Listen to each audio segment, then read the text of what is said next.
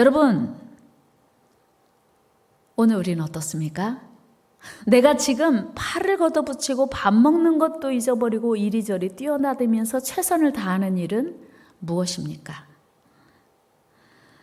오늘 내가 최선을 다하여 힘써야 할 일은 또 무엇입니까?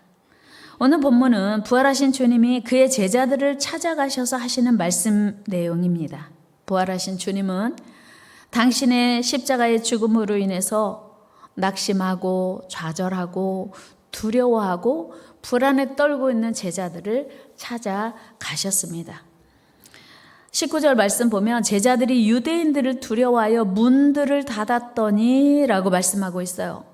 제자들은요, 문을 열고 있는 게 너무 두려운 거예요. 무서운 거예요. 언제 어떤 사람들이 들이닥쳐서 예수님을 잡아 죽인 사람들이 자기들을 해칠 것 같은 두려움 때문에 문을 꽁꽁 걸어 잠그고 이제 은신하고 있는 것이었습니다. 그런데 문을 꽁꽁 걸어 잠근 상태에서 예수님이 제자들을 찾아오셨다고 하는 얘기는 다른 말로 하면, 아하, 예수님은 이미 십자가에서 죽으셨고 부활하셨으니 우리가 생각하는 문을 잠근 상태에서도 들어가실 수 있는 공간의 제약을 받지 않는 부활체가 되셨구나 하는 것을 짐작할 수 있습니다.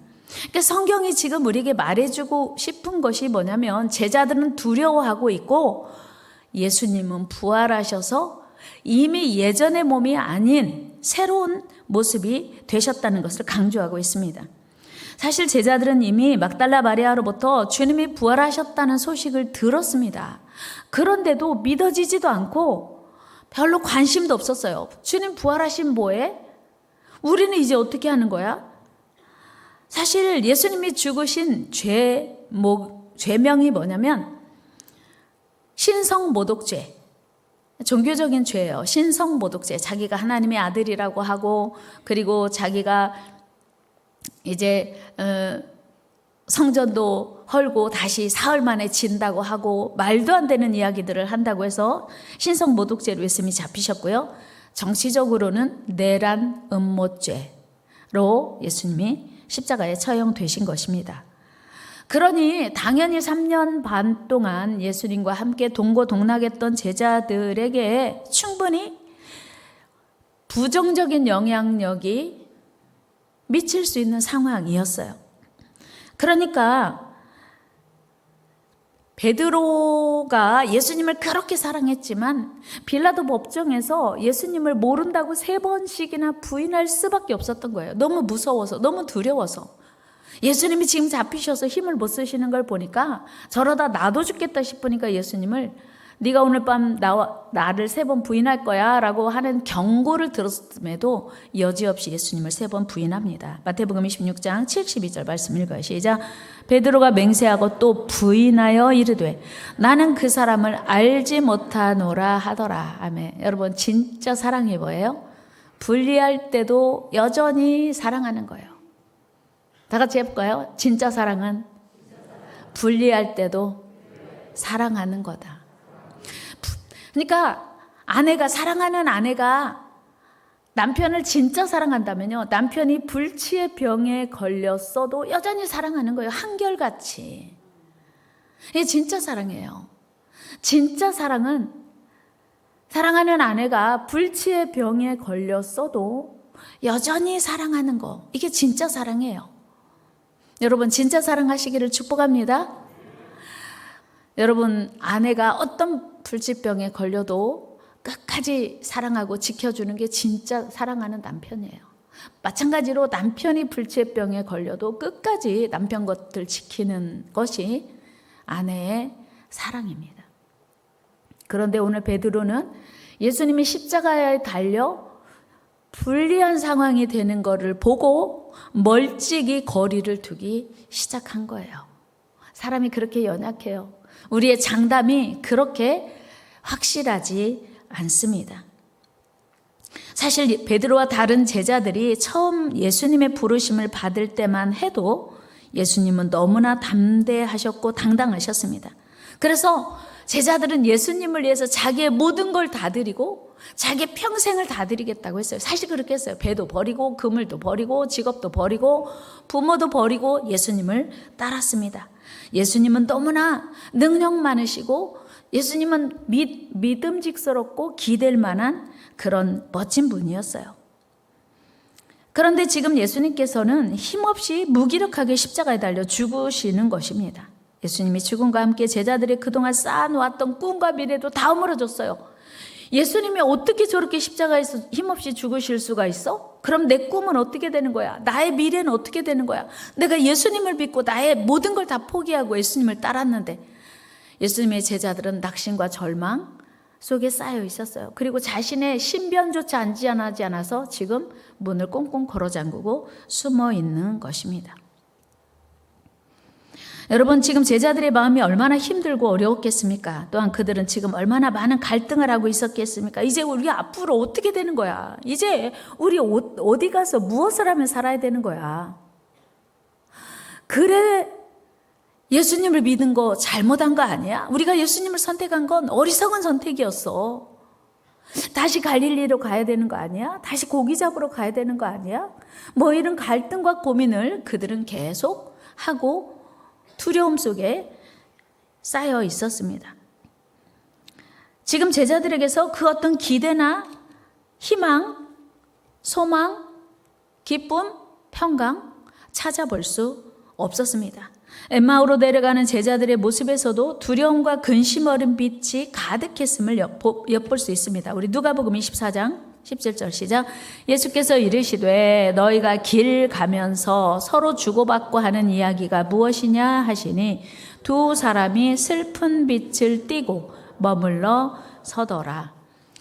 예수님이 죽으셨다고 하는 사실이 너무 슬픈 거예요. 너무 절망적인 거예요. 우리가 모든 것을 다 버리고 예수님을 따랐는데 어떻게 예수님이 죽으실 수가 있어? 어떻게 예수님이 다른 사람은 고치고 죽은 나사로도 살렸는데 어떻게 예수님은 죽으실 수가 있을까? 제자들은 너무 절망적이었어요.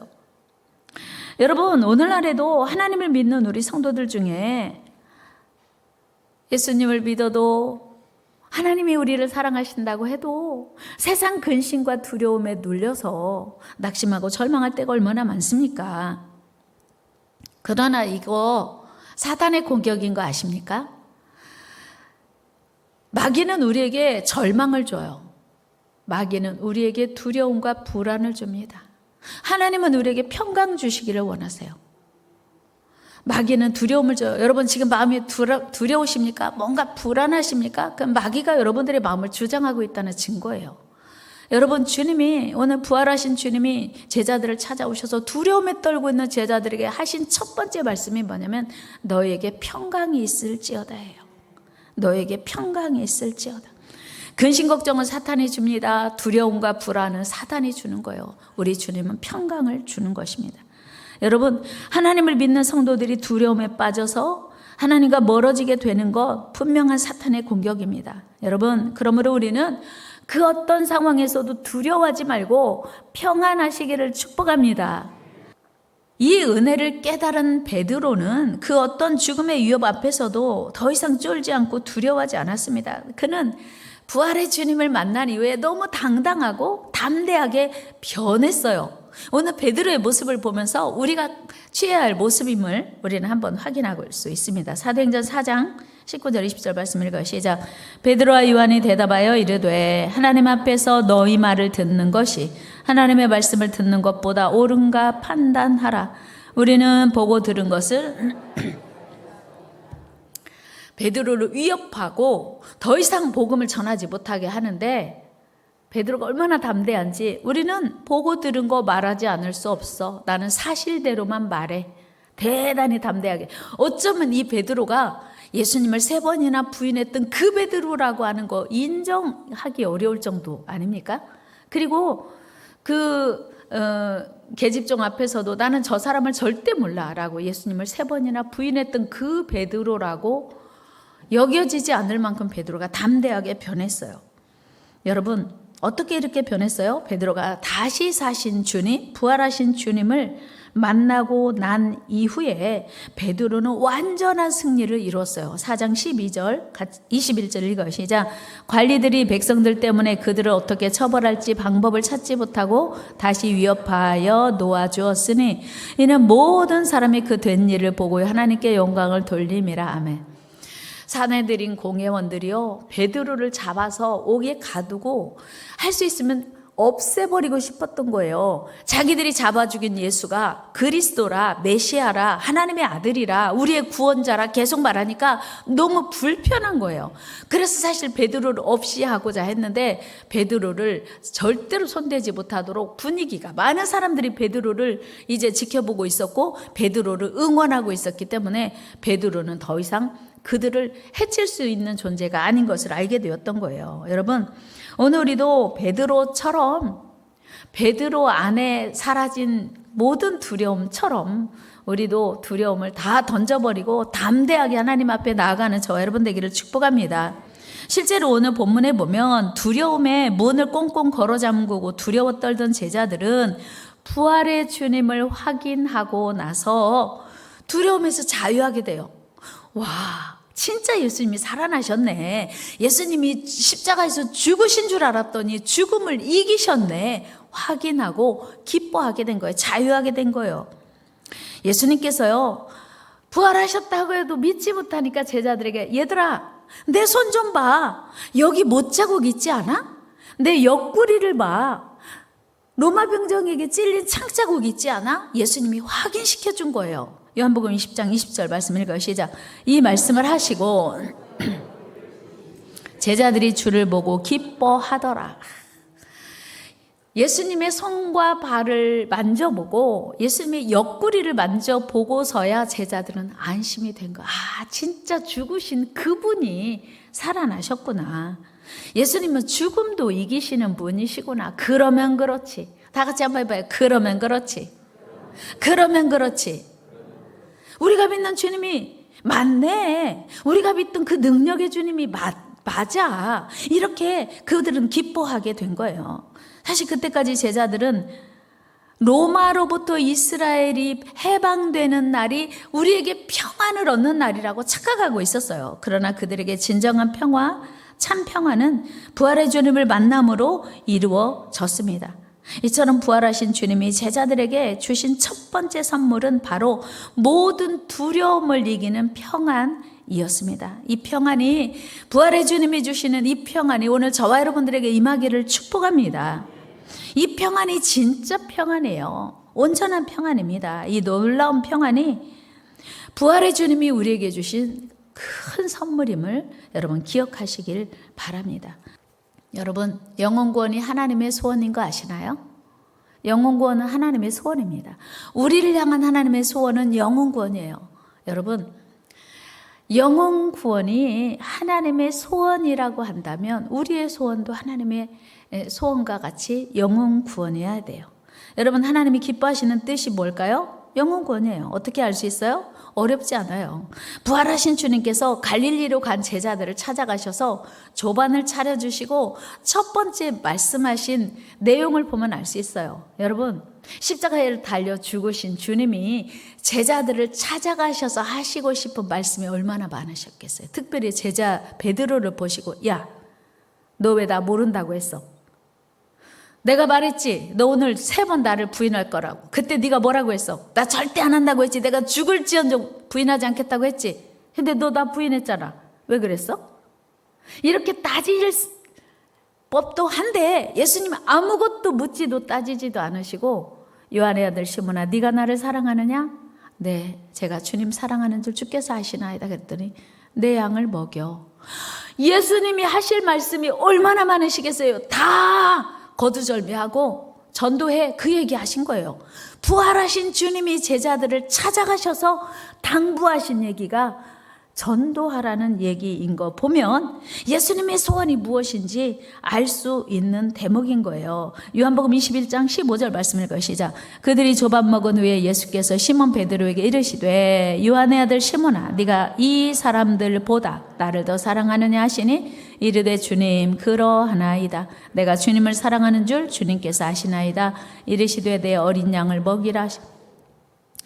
예수님은요, 군더더기 없이 아무 말씀도 안 하시고 내 어린 양을 먹이라, 전도해라, 이 말씀을 하시는 거예요. 그 중요한 시점에 지금 하고 싶은 말씀도 그렇게 많으실 텐데, 그건 무슨 얘기냐면 예수님의 소원은 영혼 구원 외에는 없다는 거예요.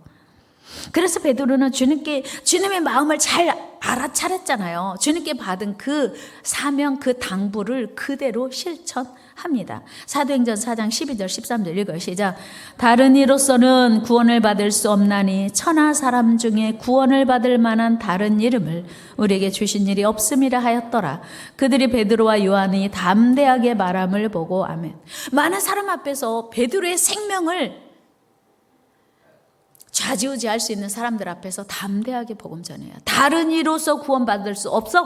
오직 예수님만 구원받아 복음을 전하고 있는 것입니다. 담대하게. 왜요? 그것이 하나님의 소원인 걸 깨달았기 때문이었어요. 그렇습니다. 영혼구원의 사명, 이것은 우리가 주께 받은 가장 큰 선물이에요. 오늘 요한복음 20장 23절 다시 읽어요. 시작. 너희가 누구의 죄든지 사하면 사하여질 것이요 너희가 누구의 죄든지 그대로 두면 그대로 있으리라 하시니라면. 여러분 보세요.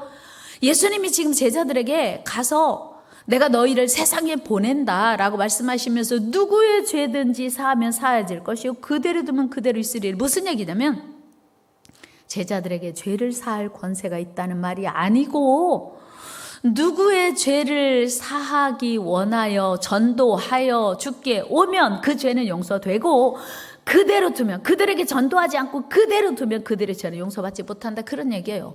여러분, 죄사함의 권세는 하나님이 주권이에요. 하나님만 하실 수 있는 일이에요. 그런데 제자들에게 위임하셨다는 얘기예요. 그러니까 제자들이 복음을 전해서 주님께 나오면 죄 용서받고, 제자들이 무관심하고 외면하고 내버려 두면 그들은 구원받을 수 없다, 그런 얘기를 지금 예수님은 하고 계신 거예요. 우리가 무슨 능력으로 다른 사람의 죄를 사할 수 있겠습니까? 다만 그들을 주께로 인도하면, 그들에게 주님을 소개하여 그들이 주님을 믿으면 그들의 죄가 용서된다고 하는 것을 예수님이 하시는 말씀이에요. 여러분, 그러므로 죄인된 인간에게 부활의 주님이 주신 최고의 선물은 바로 영혼 구원의 사명, 전도라고 하는 거예요. 그 증거는 또 있습니다. 여러분, 부활의 주님이요, 예수님을 핍박하는 1등 사울이라고 하는 청년을, 예수님을 믿는 사람을 잡아 죽이려고 다메섹 도상으로 가는데 예수님이 따라가셔요. 그리고 예수님 물어보십니다. 사울아, 사울아, 주여 누이시오니까 나는 네가 핍박하는 박해하는 예수라. 눈은 떴는데 아무것도 안 보여서 땅에 엎드러졌어요. 그런데 그 사울을 위해서 아나니아를 준비하셔요. 그리고 아나니아에게 이렇게 말씀하세요. 우리 사도행전 9장 15절 말씀 읽어요. 시작. 주께서 이르시되 가라, 이 사람은 내 이름을 이방인과 임금들과 이스라엘 자손들에게 전하기 위하여 택한 나의 그릇이라. 아멘. 여러분, 예수님 믿는 사람들을 1등으로 핍박했던 사도 바울에게 예수님이 찾아가셔서 하실 말씀 얼마나 많겠어. 야, 이 나쁜 사울아, 너 어떻게 그렇게 나를 사랑하는 자들을 핍박하느냐. 우리로 말하면 너 죽고 싶어? 뭐 이런 얘기, 협박도 위협도 하실 수 있을 법한데, 우리 주님은 다른 얘기 다 안 하시고 이방인을 위한 사도로 그를 불러 택하시는 거예요. 그러니까 부활하신 주님의 최종 목적이, 가장 간절한 목적이 영혼 구원임을 알게 돼요. 여러분, 그렇다면 오늘 우리를 부르신 이유는 무엇일까? 오늘 우리가 부활의 아침에 부활주일을 맞이할 수 있는 은혜가 무엇일까? 왜 하나님은 이 부활의 아침에 우리를 불러서 부활의 주님을 찬양하고 높이고 기뻐하게 하시는 걸까? 다른 이유 없어요. 부활의 주님을 전하라고 하는 거예요. 부활의 주님을 증거하라고 하는 거예요. 여러분, 오늘 우리 주님이 우리 모든 죄를 다 지시고 십자가에서 죽으시고 3일 만에 부활하신 부활주일이에요. 그 부활의 주님이 오늘 우리에게 원하시는 것은 오직 하나, 잃어버린 영혼을 구원하는 것입니다. 이제 우리는 부활의 주님께 두 가지 선물 받았습니다. 하나는 어떤 상황에서도 두려워하지 않는 평안. 이 선물이 여러분들에게 가득 차고 넘치시기를 축복합니다. 교회가 사람들의 부족한, 죄 많은 사람들의 모임이기 때문에 완전할 수 없어서 때로는 욕먹고 때로는 손가락질 받을 수 있습니다마는, 교회가 교회다움을 유지하고 회복하는 길은 오직 하나, 예수님의 명령을 수행하는 것입니다. 온 세상에 흩어진 하나님의 백성들을 찾는 것입니다. 오늘 우리는 이 부활의 아침에 주님께서 그 사랑하시는 제자들에게 부탁하신 가장 큰 선물, 평강 받아 누리시고 영혼 구원의 선물을 받아 누리는 은혜가 있기를 축복합니다. 오늘 우리가 팔을 걷어붙이고 최선을 다해야 할 일이 바로 영혼 구원이라는 사실을 여러분 이 시간 마음속 깊이 간직하시기를 바랍니다. 때로는 우리가 전도해도 소용없는 것처럼 여겨질 때가 있습니다. 목사님, 우리가 전도하면 뭘 해요? 열매가 없는데. 목사님, 우리가 전도하면 뭘 해요? 해도 안 되는데. 그래도 해야 돼요. 전도는 우리가 하고 열매는 하나님이 맺게 하십니다. 책임은 하나님이 지십니다. 같이 해요. 전도는 우리가 하고 열매는 하나님이 맺게 하신다. 미국의 유명한 전도자 무디 선생님의 이야기로 오늘 말씀을 마무리하려고 해요. 그는 하루에 한 사람씩에게 꼭 전도를 해야지 하고 마음을 먹었어요. 그런데 어느 날 잠자리에 누웠는데 가만히 있어봐. 오늘 내가 전도를 안 했네? 너무 바빠서 전도하는 걸 잃어버렸구나. 어떡해, 너무 늦어서 안 되겠다. 그냥 오늘은 자야지 하고 자려고 하는데 도저히 잠이 오지 않아요. 그래서 일어나가지고 옷을 입고 밤늦게 거리에 나갔는데 그 밤에 누가 있겠어요? 전도를 하려고 대상자를 물색하다 보니까 술을 마시고 비틀거리며 지나가는 술주정뱅이 한 명을 만나게 되었습니다. 전도지를 내밀면서 예수 믿으세요. 주고 바로 돌아왔어요. 그 전도지에는 자기 집 주소와 전화번호가 적혀 있었어요. 그랬는데 그 당시에 그 술 취한 사람이 전도지를 곱게 받은 게 아니고 버럭 화를 내면서 뭐라고 예수 믿으라고 그랬는데 3개월이 지난 어느 날 누가 자기 집 문을 두드리는 거예요. 깜짝 놀라서 누굴까? 나가보니까 어머 세상에, 3개월 전에 그 밤에 전도지를 주었던 그 사람, 전도지를 바르면서 버럭 화를 냈던 그 술주정뱅이가 온 거예요. 어떻게 된 일이에요? 그랬더니 그날부터 귓가에서 예수 믿으세요라고 하는 말이 떠나지 않아서 견딜 수가 없어서 나 예수 믿기로 했어. 나 예수 믿기로 했습니다. 그리고 와가지고 예수 믿게 되었다고 고백하더라는 거예요. 그 밤에 술 취한 술주정뱅이에게 예수 믿으세요라고 하는 한마디를 던지고 돌아왔을 뿐인데 그 성의 없는 말 한마디를 하나님이 기억하시고 역사하셨다는 사실이에요. 전도는 우리가 하고 열매는 하나님이 맺게 하실 줄 믿습니다. 사랑하는 여러분, 때로는 우리가 성의 없이 전도하고 형식적으로 전도할 때 많습니다. 그런데 하나님이 친히 역사하시고 열매 맺게 하시더라고 하는 거예요. 오늘 여러분 계란 전도를 통해서도 성의 없이 어쩔 수 없이 할 수 있어요. 그런 하나님이 기억하시고 열매 맺게 하실 줄로 믿습니다. 여러분 오늘 해피데이 5일을 위해서 예배신자 작정할 때도 이 사람은 안 올 거야 라고 해도 우리가 이름을 적고 기도하면 하나님께서 반드시 구원의 역사를 이루실 줄로 믿습니다. 이 부활의 아침에 여러분들 안에 주님 주시는 평안이 가득 차고 넘치기를 주의 이름으로 축복합니다. 주님의 가장 큰 소원, 부활의 아침에 제자들에게 주신 영혼 구원의 사명을 감당하기로 결단하는 이 아침 되기를 주의 이름으로 축원합니다.